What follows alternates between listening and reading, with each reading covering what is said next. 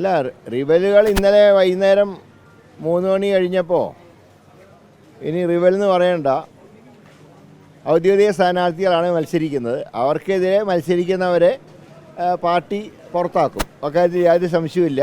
ഇന്നലെ കഴിഞ്ഞാലേ ഉള്ളൂ നോമിനേഷൻ ഡേറ്റ്. അപ്പോൾ ഇന്ന് മുതൽ പാർട്ടിയുടെ ഭാഗത്തുനിന്ന് നടപടികളുണ്ടാവും.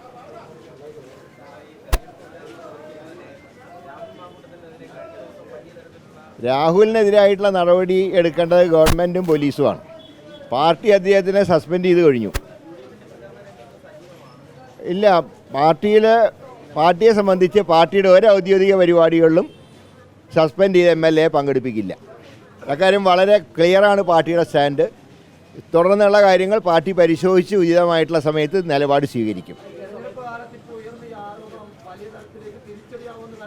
ഒരു കാരണവശാലും ഞങ്ങൾക്ക് തിരിച്ചടിയാവില്ല. കാരണം ആക്ഷൻ എടുക്കേണ്ട ഗവൺമെൻറ്റാണ്. ഗവൺമെൻറ് ആക്ഷൻ എടുക്കാനുള്ള സ്വാതന്ത്ര്യമുണ്ട്. അങ്ങനെ ശക്തമായിട്ട് ഗവൺമെൻറ് ആക്ഷൻ എടുക്കുകയാണെങ്കിൽ പാർട്ടിയുടെ നിലവിലുള്ള നിലപാട് ഞങ്ങളും ഘടിപ്പിക്കും. ഇപ്പോൾ സസ്പെൻഷനാണെങ്കിൽ പാർട്ടിയുടെ നടപടി പുറത്താക്കലിലേക്ക് അവസാനിക്കും. പക്ഷേ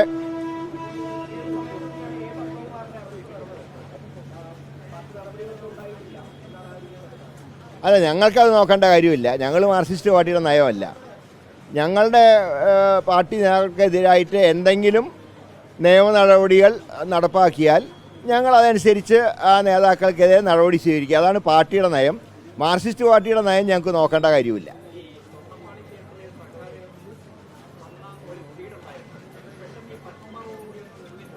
അല്ല, അത് കടകംപള്ളിയിലേക്കും വാസവനിലേക്കും എത്തുന്നവരെ ഞങ്ങൾ സമരമായിട്ട് മുന്നോട്ട് പോകും.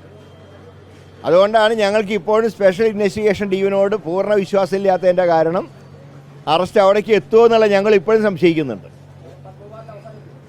അവസാനിക്കാൻ ഞങ്ങൾ സമ്മതിക്കില്ല. അങ്ങനെയാണെങ്കിൽ CBI തന്നെ വേണം എന്ന് പറഞ്ഞ് ഞങ്ങൾ സമരം ആരംഭിക്കും. മാങ്കൂട്ടത്തിൻ്റെ കാര്യത്തിൽ സർക്കാർ തീരുമാനം എടുത്തോട്ടെ.